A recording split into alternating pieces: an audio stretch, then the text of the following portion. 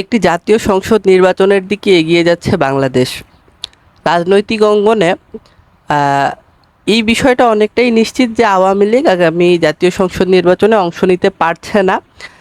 গণ অধিকার পরিষদ, এনসিপি, জামায়াত ইসলাম সহ বেশ কিছু প্রভাবশালী রাজনৈতিক দল দাবি জানিয়েছে যে জাতীয় পার্টিকেও যদি আগামী নির্বাচনে অংশ নিতে না দেওয়া হয় বা জাতীয় পার্টিকে নিষিদ্ধ করা হয়, কার্যক্রমে স্থগিত করা হয় বা আইন অনুযায়ী পদক্ষেপ বা ব্যবস্থা গ্রহণ করা হয়, এমন দাবি জানানো হয়েছে।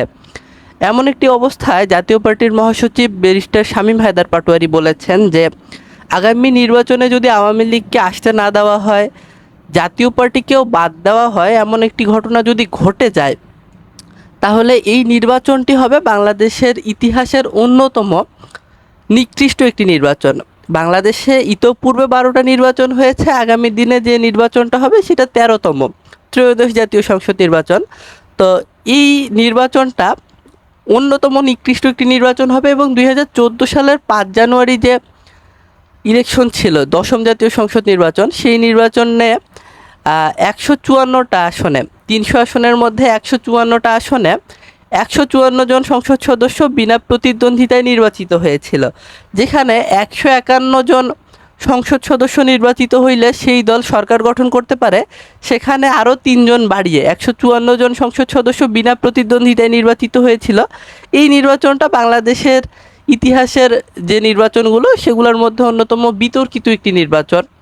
তো আগামী নির্বাচনে যদি ত্রয়োদশ জাতীয় সংসদ নির্বাচনে যদি আওয়ামী লীগকে এবং জাতীয় পার্টিকে নির্বাচন থেকে বাদ রাখা হয়, বাইরে রাখা হয়, সেটা বাংলাদেশের নির্বাচনের ইতিহাসে অন্যতম একটি নিকৃষ্টতম ইতিহাস হয়ে থাকবে, যা 14 সালের নির্বাচনের থেকেও খারাপ হবে।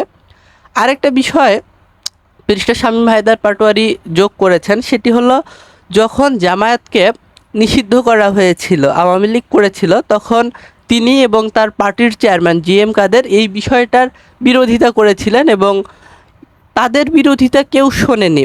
তো তারা দাবি করছেন যে আওয়ামী লীগকে যেভাবে নিষিদ্ধ করা হয়েছে, তাদেরকেও অর্থাৎ জাতীয় পার্টিকেও নিষিদ্ধ করার একটা প্রবাবিলিটি আছে। তো এমন পরিস্থিতিতে কোনো রাজনৈতিক দলকে নিষিদ্ধ করা, এটি রাজনীতির জন্য কল্যাণকর নয়, শুভ নয় বলেও মনে করেন এই ব্যারিস্টার।